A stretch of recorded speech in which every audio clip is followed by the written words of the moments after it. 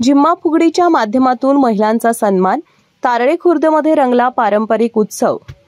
राधानगरी तालुक्यातील तारळे खुर्द येथे शिवसेना उद्धव बाळासाहेब ठाकरे गट आणि गडहिंग्लज येथील सारथी चॅरिटेबल ट्रस्टच्या संयुक्त विद्यमानं महिलांसाठी भव्य झिम्मा फुगडी स्पर्धेचं आयोजन करण्यात आलं। या सांस्कृतिक उपक्रमाला महिलांकडून उत्स्फूर्त प्रतिसाद लाभला। या स्पर्धेमध्ये 22हून अधिक महिला गटांनी सहभाग घेतला होता। महिलांनी पारंपरिक झिम्मा, फुगडी, घागर फिरवणे, सूप नाचवणे यांसारख्या विविध पारंपरिक आणि सांस्कृतिक कलांचं सादरीकरण केलं। यामधून समाज प्रबोधनाचंही उत्तम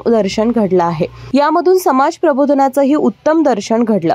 कार्यक्रमावेळी बोलताना दीप्ती चौगुले म्हणाल्या, महिला केवळ चूल आणि मूल पुरतेच मर्यादित न राहता विविध क्षेत्रात कार्यरत आहेत। त्यांच्या कलागुणांना व्यासपीठ मिळावं या उद्देशाने हा उपक्रम घेतला आहे। पुरुषांच्या बरोबरीने महिला कार्य करतायत। आजच्या कार्यक्रमात तुम्हाला पाहायला मिळालं असेल की पुरुषांच्या बरोबरीने तोडीस-तोड महिला आज उभ्या आहेत। शिवसेनेचे जिल्हा प्रमुख प्राध्यापक सुनील शिंत्रे यांनी सांगितलं की महिलांच्या कलागुणांना व्यासपीठ मिळावं या उद्देशाने हा कार्यक्रम घेण्यात आलाय।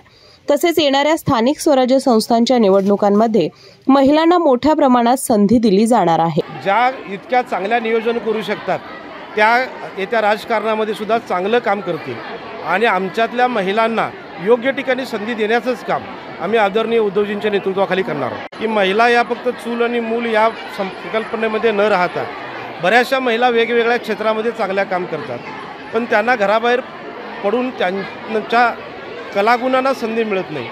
आणि त्याचबरोबर आता नवीन जिमचं जे फॅड आहे, तुम्ही आता पाहिलं असेल की फक्त झिम्मा फुगडी गणपतीच्या वेळेला पारंपरिक जी गाणी दाखवली जातात किंवा नृत्य केली जातात, ही खरं तर महिलांच्या आरोग्यासाठी फार आवश्यक आहेत। यासाठी या जुन्या परंपरांना उजाळा देण्यासाठी आम्ही या कार्यक्रमाचं नियोजन केलेलं आहे। या कार्यक्रमाला शिवसेना उपनेते संजय पवार, कल्पना भोसले, विमल पाटील, रंजना आंबेकर, मयुरी भावके, सागर भावके, बाबासाहेब पाटील, सागर पाटील, जमीर तहसीलदार, रघुनाथ जोशी, अरुण खामकर, अभि रायकर, उत्तम शेळके, बापू किल्लेदार, विक्रम पाटील आदी मान्यवर उपस्थित होते।